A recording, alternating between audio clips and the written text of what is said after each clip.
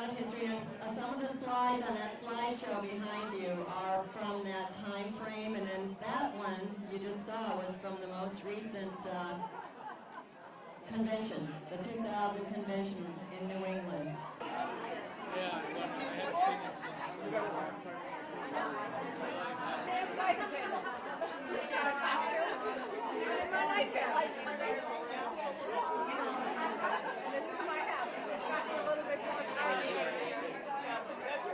Hi, how are you? Fine. What's your name? Judy. Yeah, right. That's it. That's right. How do I know you?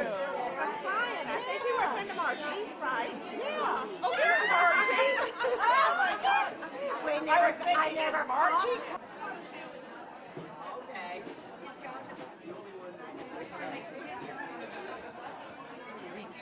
Actually, I know I'm going to want another drink. Can I just get another ticket right now?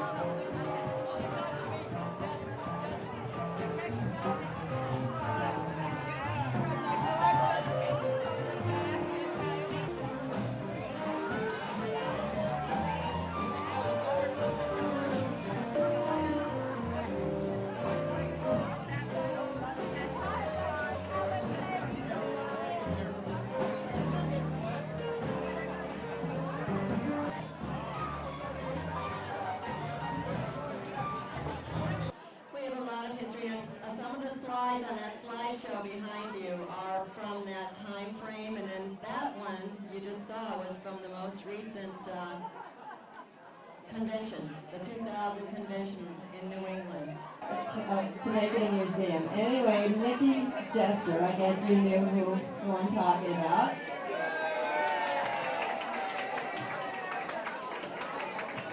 Yeah, she's been for 30 years. This woman has been on every committee, every time, and she's been president of this organization. She's been an incredible addition to World Wings International.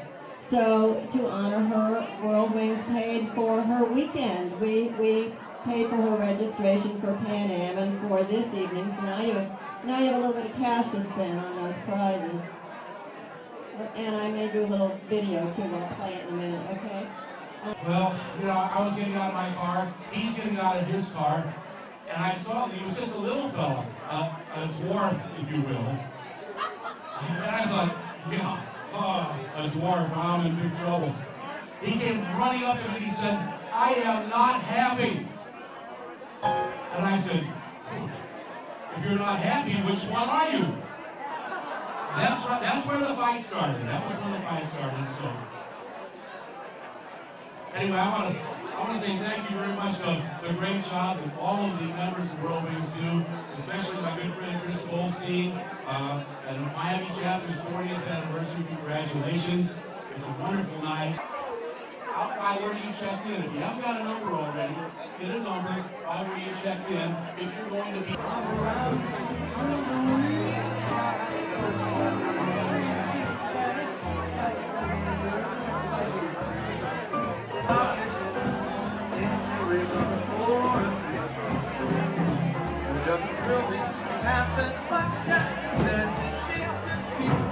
So come on.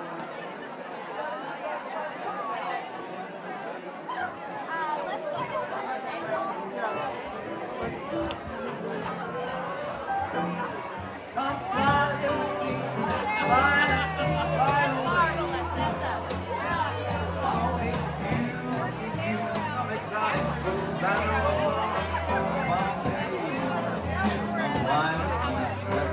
I know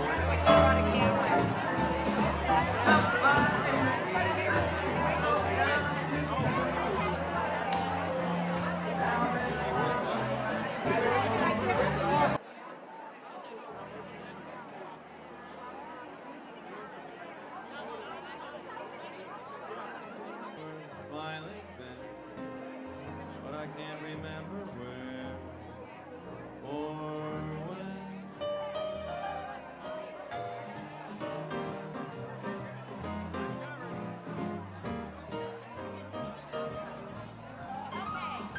Okay, we're going to continue on with the cameras on the right.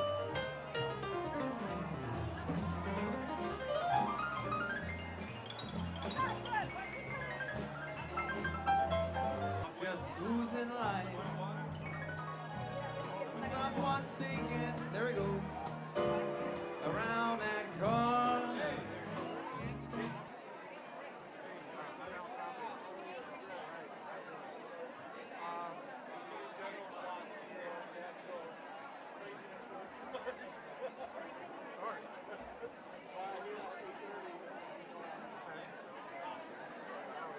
Loves those. The auction continues until about 9 o'clock, so be sure to check it out. There's some cruises on there. There's all kinds of goodies. There's the Biltmore.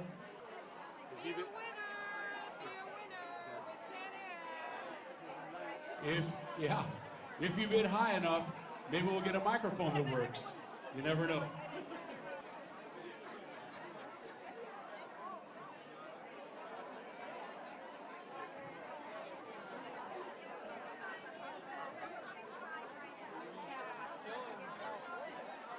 Still selling raffle tickets.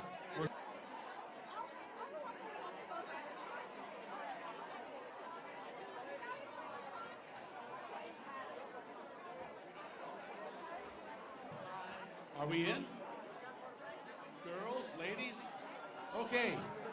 Derek's going to draw our first ticket.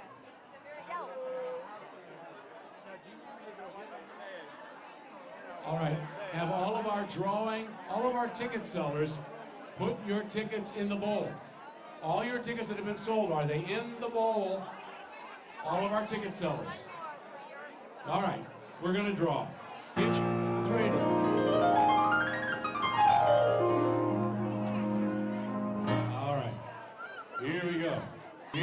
a blue ticket. It's a blue ticket. Here we go. Ready? 2093624. Blue ticket. Blue ticket. 2. Our next prize is from Jungle Island, Miami, formerly Bear Jungle, MacArthur Causeway. 4 admissions. Congratulations. Hey, let's say yay, Derek! Yay for Derek. What did he win? What did Derek win today, Bob? Got that, Jungle Island, 4 admissions. Wow, Bob, that's quite a prize. All right. We have a good...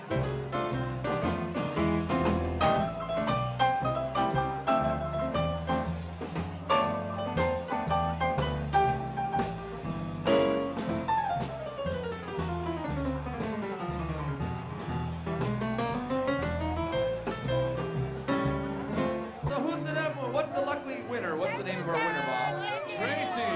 Tracy was the winner. Yay, Tracy wins.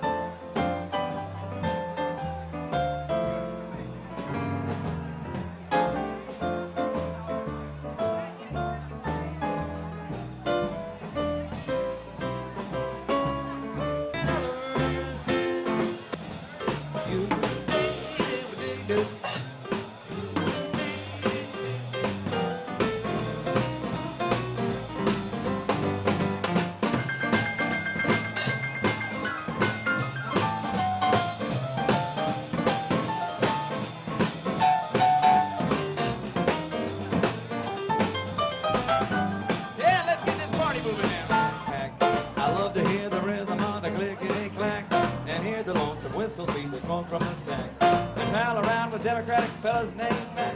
So take me right back to that track, Jack.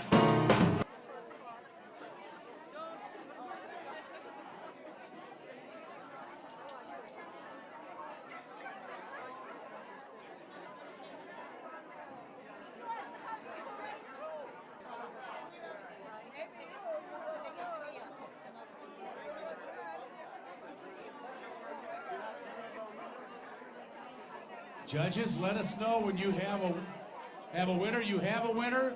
The judges have selected their winner. Thank you, international costume contestants. Teresa Damgard.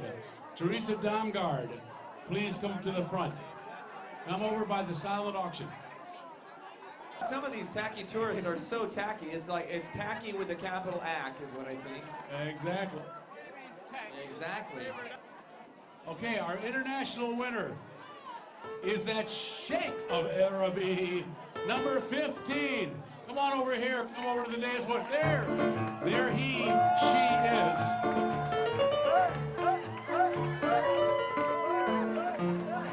This is a Sheikh from Egypt. Okay. There she is.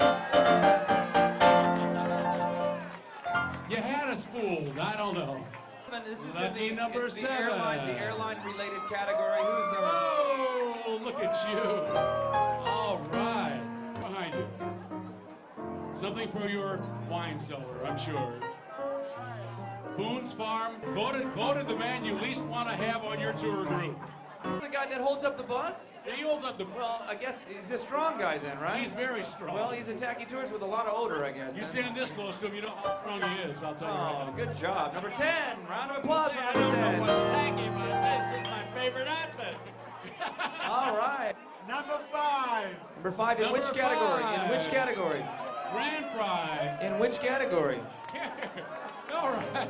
There's a lot of number 5, so... Yeah. It's going to cost us a lot of champagne. Which category, you can't be in that category. Yeah, number 5. Airline and uniforms. Okay. I think the Padre is, well, the Pope might disagree, but you're saying it's miscellaneous. I'll go with you. Well, you're tolerant. Well, Bob, here's the thing. Everybody who dressed up won tonight, didn't they? A Yeah, round of applause for absolutely. everybody Thank who you dressed all. up tonight. Thank you all. Very good work, everyone. You're Good terrific. job. So basically one thing led to another, and it was difficult because there were really no records. The city really didn't have any records. Many things that occurred here over the years were done without building permits. And so it was always a discovery.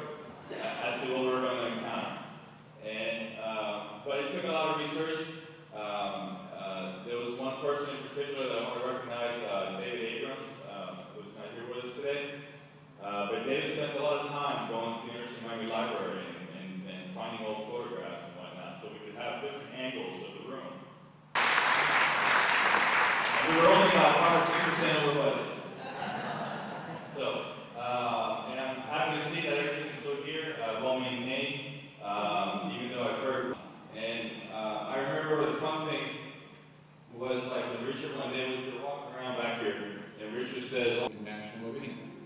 Miami City Hall was once the most modern marine air facility in the world. It was certainly the first seaplane terminal of its kind, constructed in 1933 and 1934. On August 18, 1934, construction at Dinner Key was completed. The legend was just beginning. 7 decades have passed, and the city government embarked on a challenging restoration. Oh, back in the 30s, before it was finished.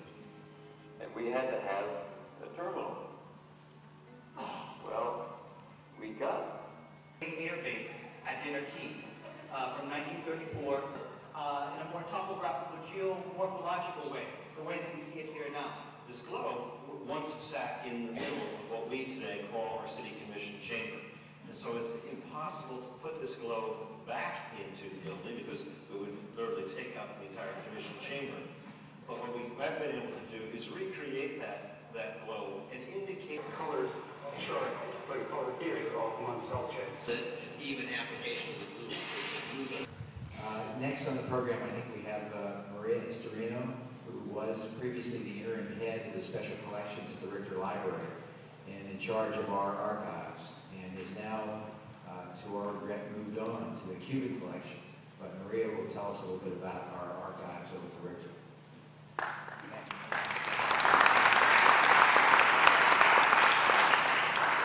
I'm so happy to be here. Thank you so much for inviting me to join you today. It's a bit of an anniversary at the library as well because it's 15 years ago. Over the 15 years that we've had the collection, we've done some work to preserve it and to organize it in such a way that at least it makes it usable to researchers like Jim. It today represents 40% of all the research services that we provide. And you know, PANAM is one of them, and what that means is that we have researchers like Jim who come visit us and use the materials in-house, often spending an average of a week. That it would be a very significant step towards helping us to put the materials even more easily into the hands of our researchers. And with that, I thank you once again for letting me be here, and congratulations.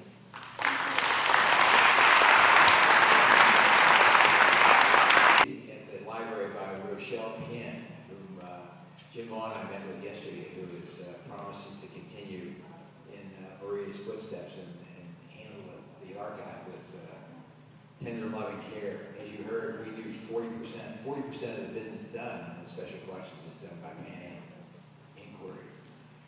Next on the schedule is Andy Dawson, who has written a book called Pan Africa, Across the Sahara in 1941. Andy?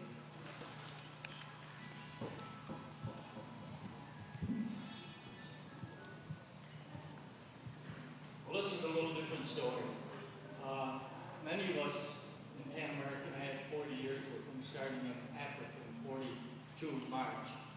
But I was fortunate to go to aviation school in Syracuse, New York, and they were looking for like, we got a story that some of you might have seen. It's Pan Africa Across the Sahara, 1941.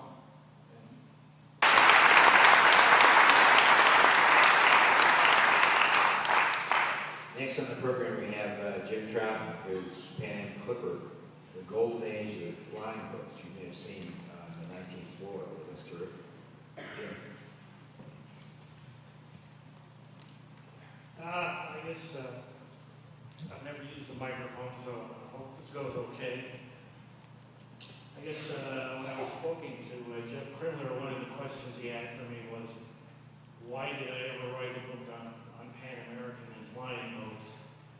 And the truth of the matter is, my publisher asked the same question. I really think it was, as a kid, I grew up right on the end of the runways of Newark Airport, the old DC-3s. And then I've always collected aviation books over the years. I told him she had heard a large plane come over that morning, and then she heard an explosion. They didn't believe her.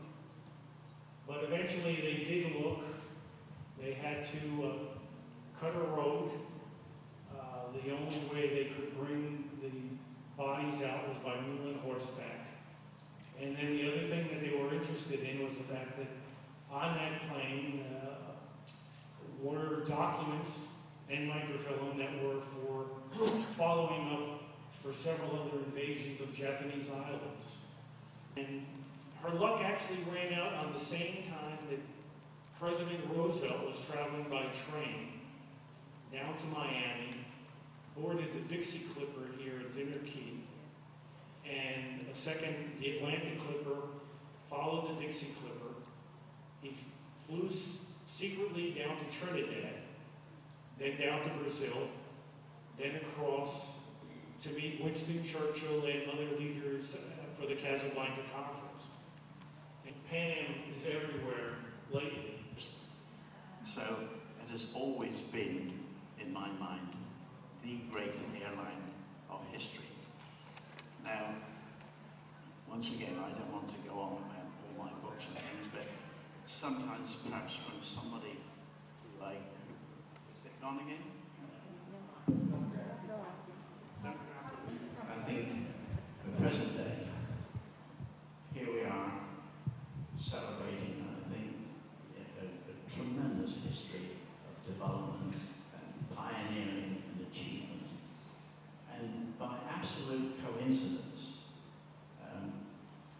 today is the beginning of a new era. As an historian, I have to record it and shall do. I'm writing currently for the Smithsonian. Remember, one of the great airline. I have to say also that when I started my publishing novels, which if you're a researcher, they're absolutely essential for looking. I became an airline nut, I guess you'd call it, when I was very young. Used to go out to Burbank Airport, lived in Los Angeles, and hang on the fence and watch the giant ET-3s taxi in, taxi out. And then I discovered American World Airways and another Christmas present I ever received. And I stayed with them. Like, I was on America's first jet flight. We have Tanya Anderson, I believe, with work in progress. Mr. Hi, my name is Tanya Anderson. I was fairly junior with Pan Am. I'm working on a book about some of our adventures and some of the things that happened. I'm going to be writing about the Berlin Wall and making numerous trips in and out of Berlin during the time that it was coming down in 1989.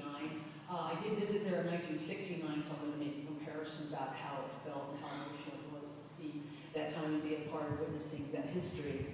I flew White House press charters the last 2 years that Pan Am was flying, and I was actually on the White House press charter the day that Pan Am went bankrupt, I call it December 3rd, 1991, because I had actually written a registered letter to Judge Cornelius Blackshear in New York and saying, please do whatever you can to help save our company because we love it so much, and we know you might be able to do something, so we pray that you do.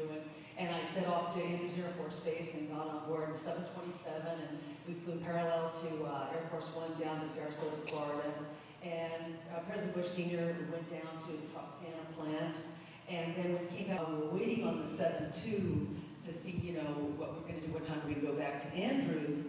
The captain came out and his face was white, and he said, that's it for us. It was about 1,400 local. He said, that's it for us.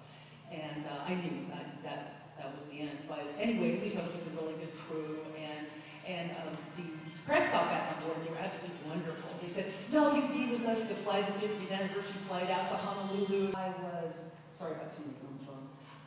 When I went out to Los Angeles, I joined SAG, and so I was casted in Catch Me If You Can, and they had no idea that I had any Pan Am connection. They dressed me up as a Pan Am passenger in a linen dress, all the original clothes. The only thing that belongs to you are your underpants. The bras and everything else come from wardrobe, and Steven Spielberg had sought out the wardrobe gal. Her name was Mary Zorfer. She worked on some Coen Brother films, and they do it everything. Like you might say, nose to tail on an airplane, like from bottom to top, everything.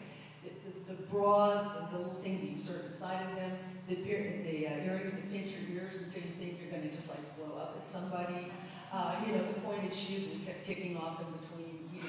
It was really remarkable. And it was really also fascinating to see Steven Spielberg in action, and see Tom Hanks in action, and also Leonardo DiCaprio.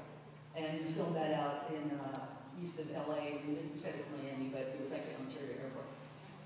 Anyway, thanks. Bye, con Dios, and it's good to see everyone.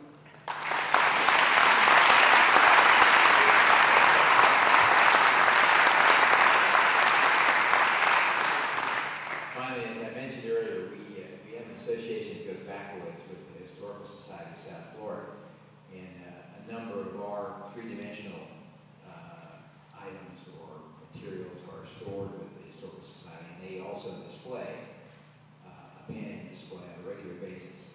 We're working jointly toward a museum, as I mentioned also earlier, probably on Watson Island is the current view. And there are a couple of possibilities there, which our next speaker may be able or willing to touch on. But I do want to commend this group for keeping Pan Am's rich history, its strong tradition, and its memories alive. I've got a particular affinity for Pan Am. My wife was a Pan Am person for 10 years, so I learned all about pass riding. I got bumped on my honeymoon. But both going and coming back, so to this day I count the number of passengers in the waiting area. In any event, from Pan Am's standpoint, I wanted to at least speak with you about really where we are, what we are, and how we can work together in the future. First, in fact, within the next 30 days, we'll be taking over the 90 Circle, hopefully in the maximum of 90 Herald at some point. Maybe it'll be 60 days, but that is moved along rather rapidly. But we tell the story of Miami overall, and really what our events, and I wanted to speak with you just briefly about our events, and I'm going to not try and make the thank you.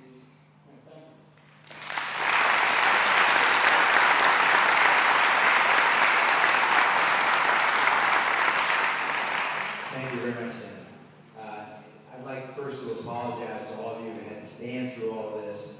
You've been very gracious. There are refreshments outside, but as you go, don't forget to look at the pictures on the walls, and you'll see some wonderful Pan Am stuff. Thank you all for coming.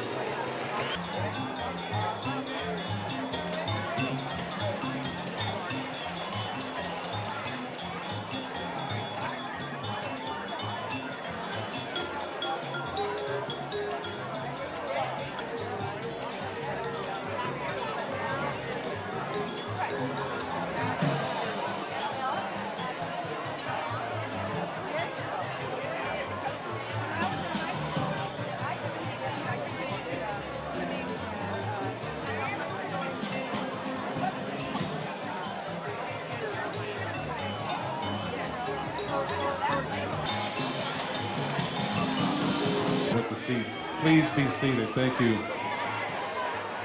Hello, hello, hello. May I have your attention, please? Everything was going fine until we lost control. Ladies and gentlemen, on behalf of the Pan Am Historical Foundation and all the Pan Am former employees that are here and around the world still today, we'd like to welcome you to the 80th anniversary of Pan Am. How about that? Nikki Jester, please. Thank you, Al. Good evening, everyone. I would like to take this opportunity to thank Al Topping and his great team.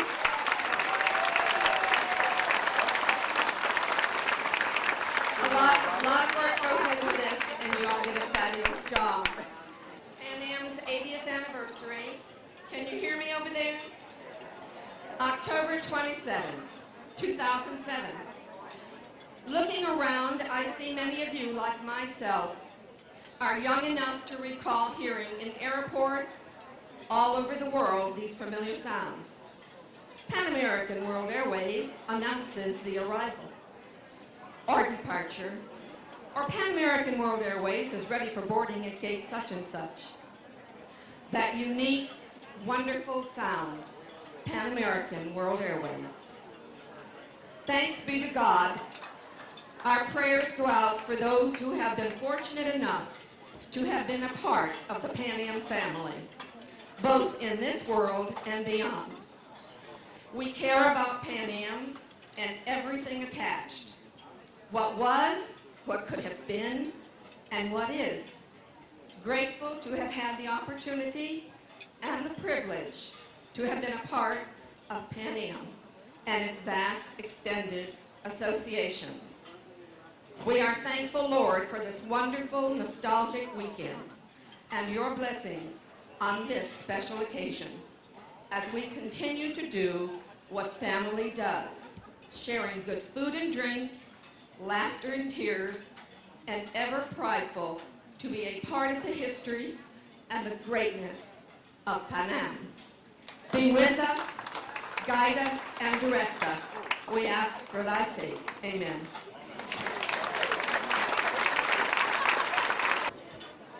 I pledge allegiance to the flag of the United States of America and to the republic for which it stands, one nation, under God, indivisible, with liberty and justice for all. The front desk just called. 2 buses just pulled up with 110 people. Okay. In order for anything like this to be successful, you need a good team. First of all, Dick Blair. Dick Blair was very lucky because he was up in Connecticut and we're all down here. But I want to thank Dick for getting that book that's in your goodie bag, The Images of Aviation about Pan Am. It's a great book. Thank you, Dick. Harvey Benefield really was a contributor. He put me in touch with someone by the name of Denise Noe, who was responsible for those napkins you have with the Pan Am logo. Sonny Galprin. Sonny Galprin.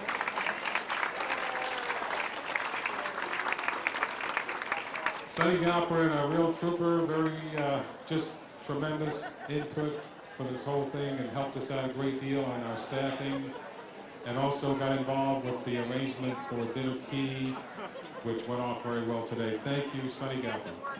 Mary Goshgarian.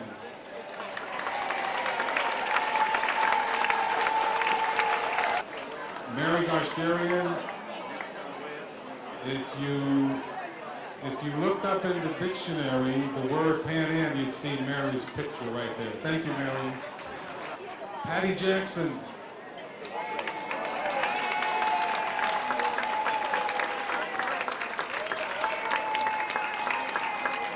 Patty Jackson.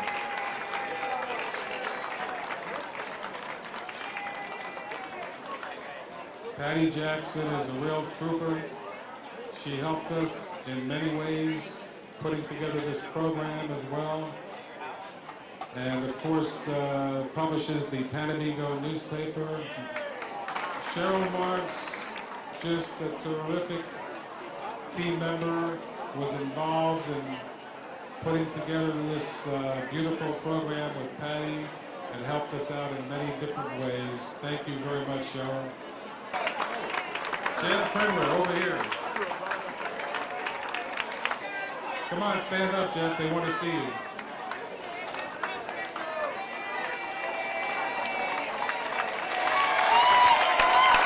Jeff Primler, you know, that's a legend. Jeff Primler, of course, responsible for our public relations and very, very important guidance as we were going along with this program with his recommendations. Irene Schwartz.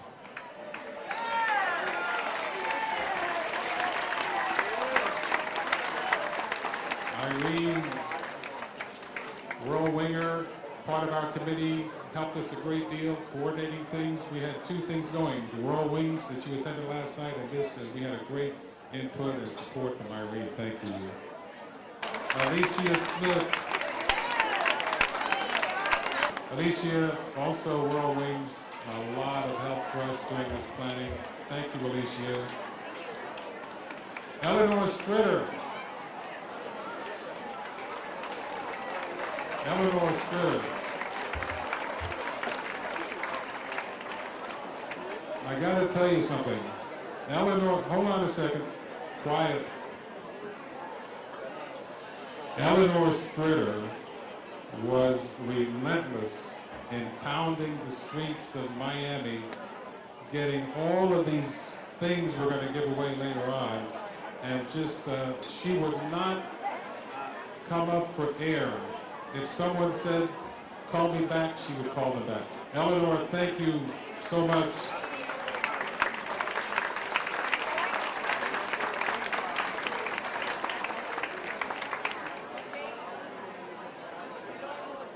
Jan Topping.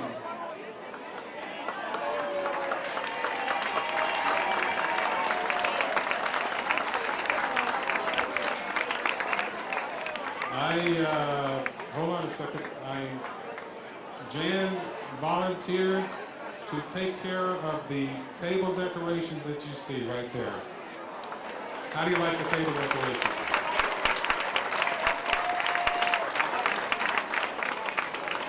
And the reason that they look so nice is because she rejected all of my recommendations.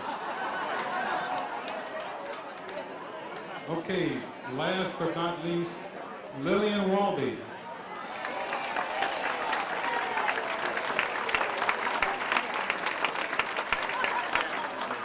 Lillian Walby was spearheading the effort to get us into Dinner Key, which we were at this afternoon. And I gotta tell you, when you plan these events, as I told the committee, something always happens that you don't expect. And we had a few things happen in this planning that we didn't expect, but Lillian and also Sonny got involved and we got it done very, very late in the game, but we got it done. Thank you.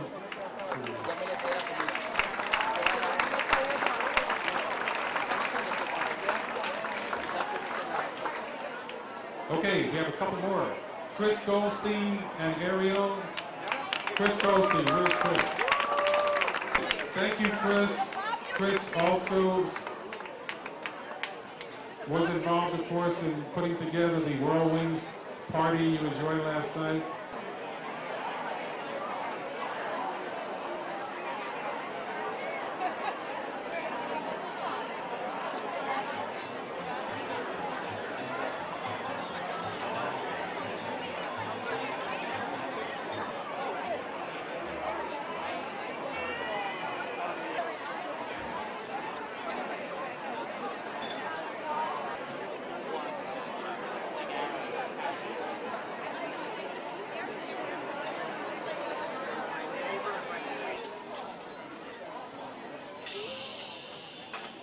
Ladies and gentlemen, my name is Joanne Swift, and it's my pleasure this evening to introduce our Master of Ceremonies. Bob Soper came to South Florida with his wife Susan and their two daughters back in 1979. And, like all of us retirees, there never seems to be enough time. Bob may be gone from Channel 4. Bob and Susan may be gone from Miami. But, like a certain airline we know, they are not forgotten. We are so happy to have you with us and share this weekend.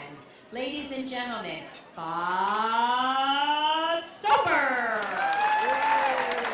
Thank you, Joanne. As I said last night, it's always a pleasure to be around such beautiful ladies and handsome gentlemen. Pan Am sure did a great job. Selection committee had to be number one, I'm telling you right now.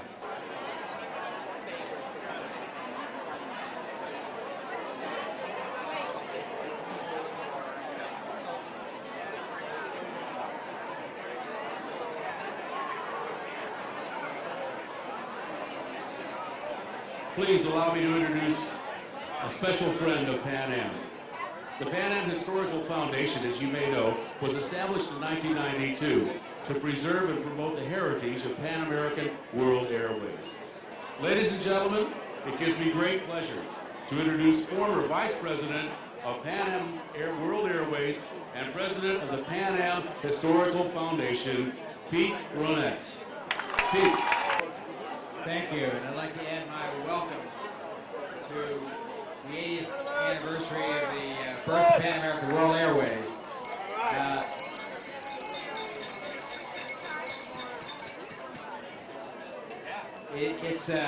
It's a real treat to see the realization of our global carrier status with people from all over the world here tonight, giving testimony to what a terrific worldwide airline we really were. I mean, Pan Am was, in fact, the global carrier.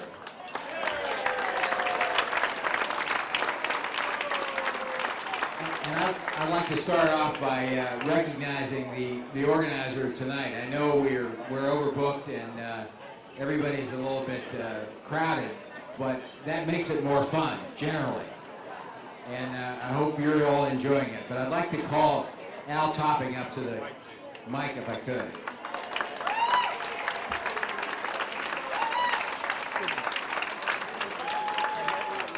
Now, a lot of you probably don't know that this whole thing was Al Topping's idea.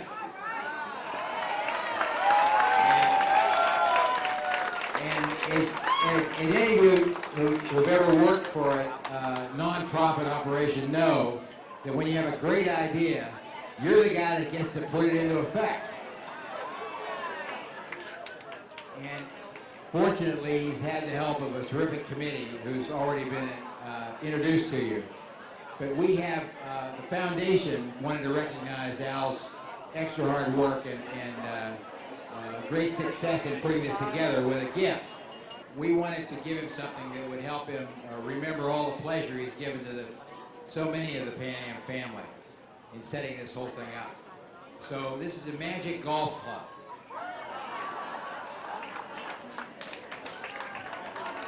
To the extent it won't lower his score, it will at least discourage him from throwing his clubs. One other pleasant duty. I'd like to ask Mary Gushgarian if she would come up to the mic. I think probably everybody in this room probably knows Mary and has.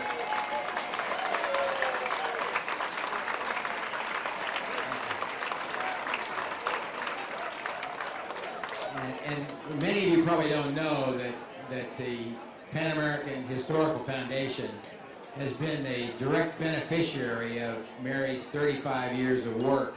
All of the profits from Pan Am Aware go to the foundation. Nobody could have done more for the Pan Am family than Mary has over the last 15 years.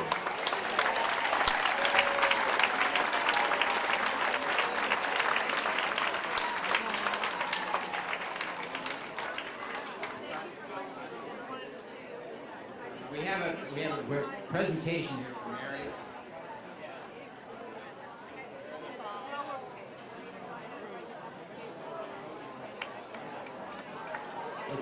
I'll read the inscription on the plaque for Mary.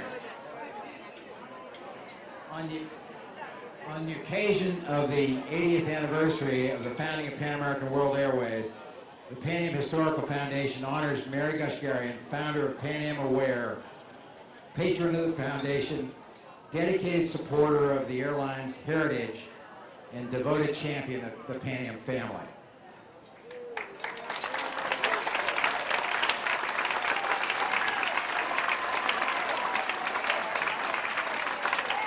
Thank you, Pete, and thank you, Historical Foundation. Pan Am has been my life and I'll always be here.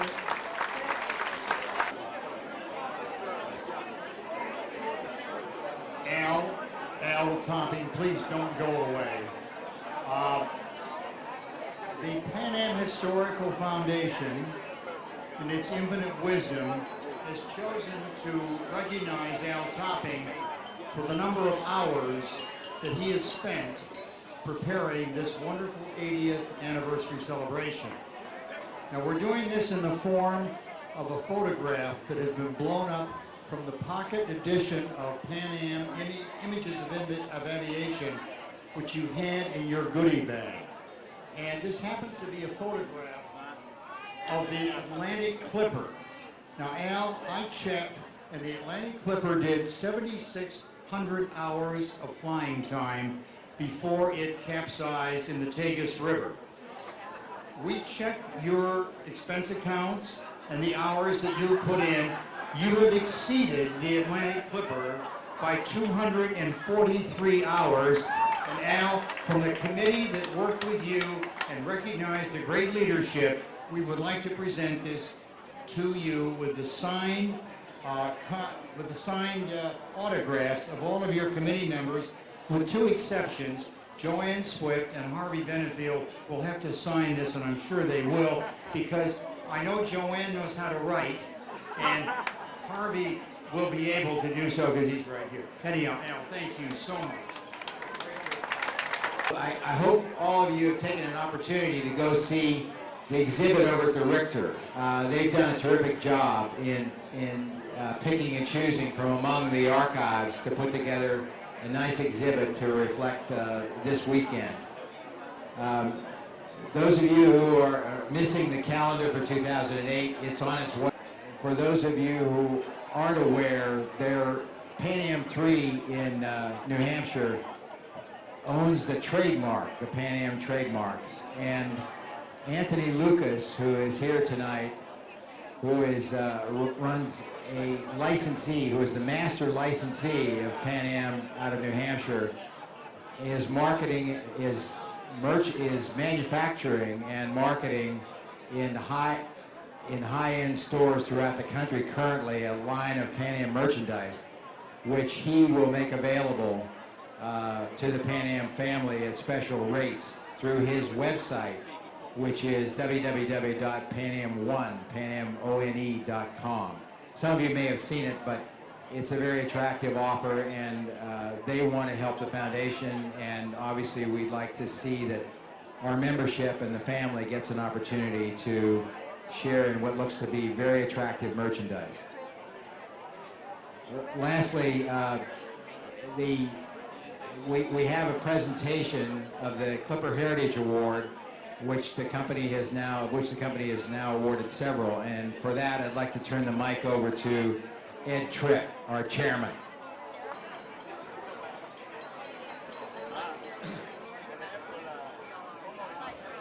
I tell you, coming to events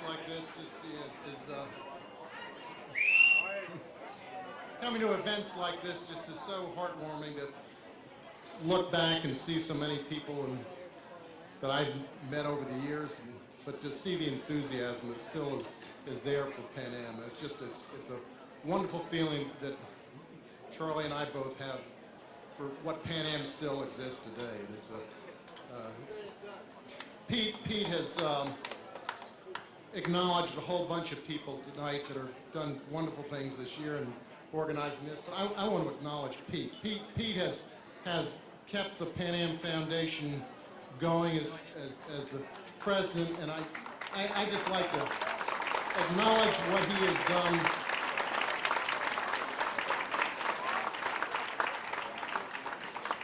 When the foundation started, it was just actually Charlie was the one that sort of got it launched and off the ground.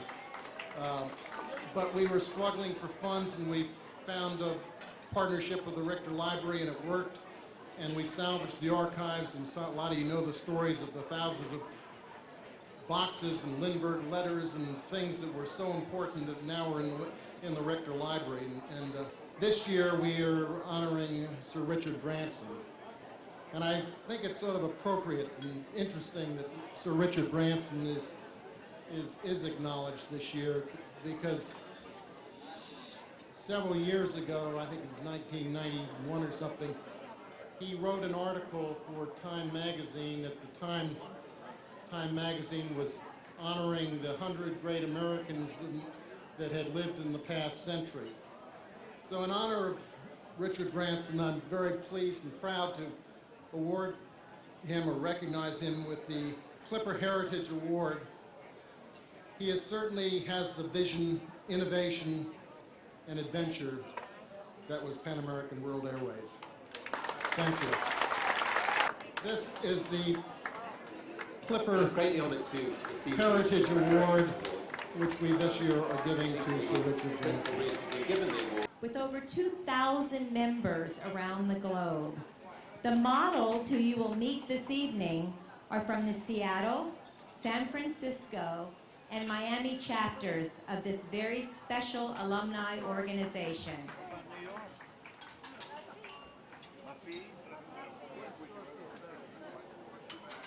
When Pan Am began passenger service in the 1930s, the cabin was staffed with just male stewards and pursers. I present to you Jay Corin in the uniform that was worn aboard the Boeing 314 flying boat.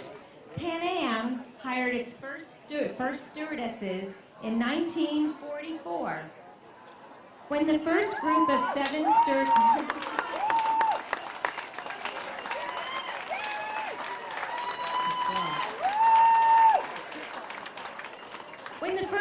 7 stewardesses were in training, Pan American let them choose the color of their uniform. The Smith Gray Company, designers of the uniform, presented one in gray and one in blue. The heavenly blue was the unanimous choice. 1950 to 1959 showed little change in the style of the uniform.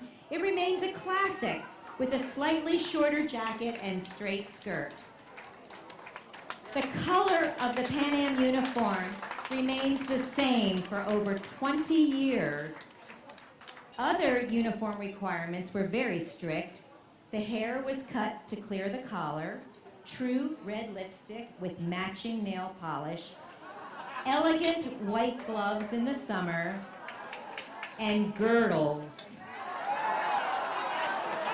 In 1958, Pan Am took delivery of the first Boeing 707s and DC-8s and launched the age of jet travel.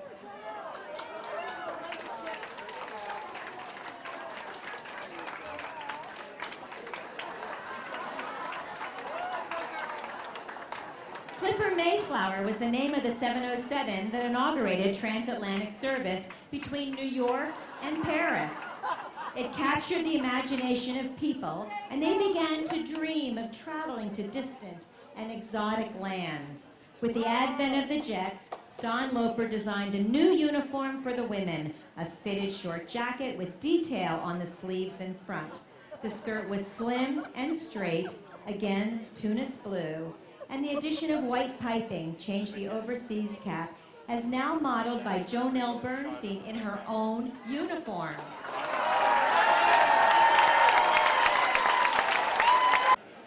'64 brought a change from the classic style. Here is a boxy jacket and pillbox hat, reminiscent of the Jackie Kennedy look. It was also designed by Don Loper.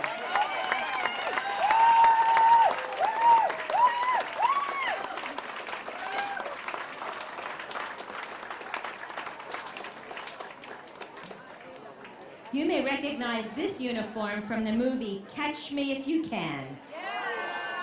Picture Leonardo DiCaprio strutting through Miami International Airport, surrounded by a bevy of beautiful Pan Am stewardesses. Here in the role of Frank Abagnale is Captain Jim Smith.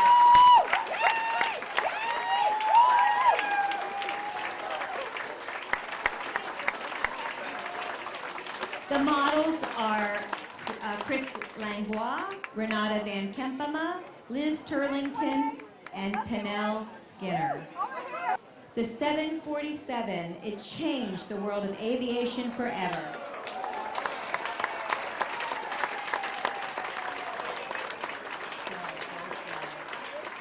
And our uniform made a big change as well. This jaunty uniform was designed by Evan Picone and fashioned after a classic riding habit. The women were now allowed to choose between two colors of suits with the distinctive bowler derby hat.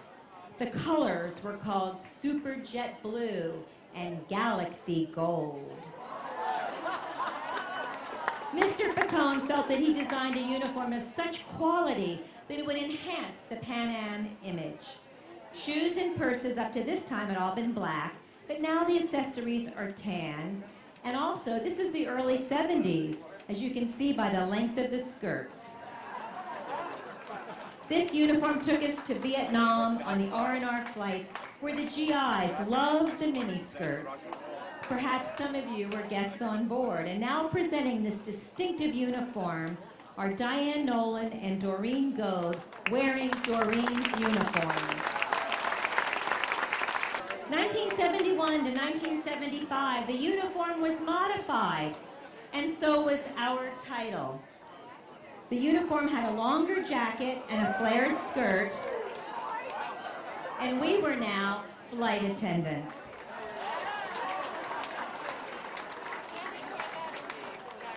Boots were an option, and this uniform had the extra flair of an optional reversible cape, as Joyce Fagerlin, wearing her own uniform, and Gail Mulvey in her uniform as well, are now demonstrating.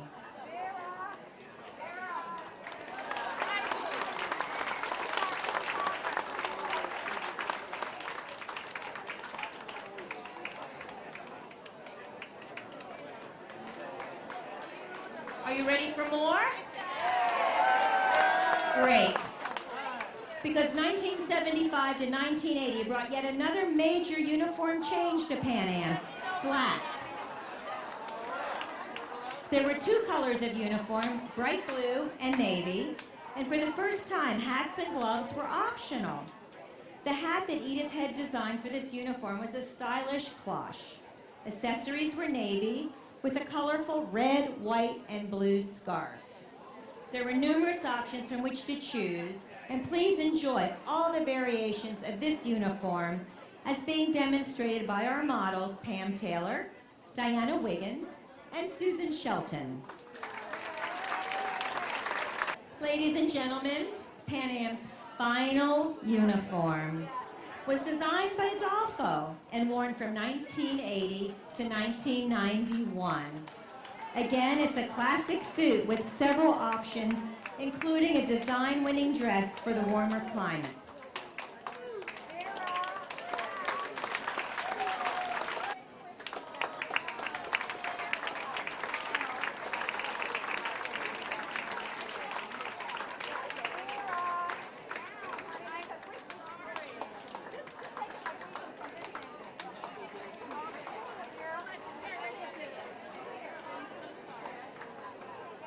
Adolfo also designed a new uniform for the men. Their uniform had been the same since the 1930s.